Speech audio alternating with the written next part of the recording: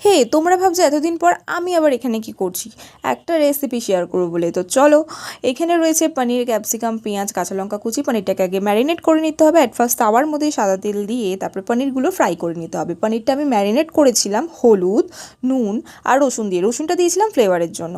তো পনিরটা ভাজা ভাজা হয়ে গেলে তুলে নেব। তারপর ওই তেলের মধ্যে আদা রসুন দিয়ে নাড়াচাড়া করে তারপরে ক্যাপসিকাম, পেঁয়াজটা দিয়ে হালকা ভাজা ভাজা করে নিতে হবে।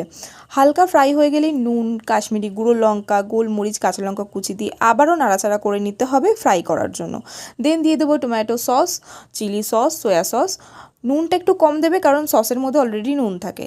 তারপরে পরিমাণ মতন চিনি দিয়ে আর পনিরটা দিয়ে দিতে হবে। দিয়ে নাড়াচাড়া করে নেওয়ার পর কর্নফ্লাওয়ার গোলা জলটা দিয়ে দেব।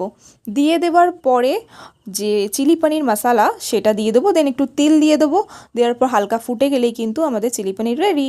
তোমাদের কেমন লাগলো? ভালো লাগলে লাইক করো।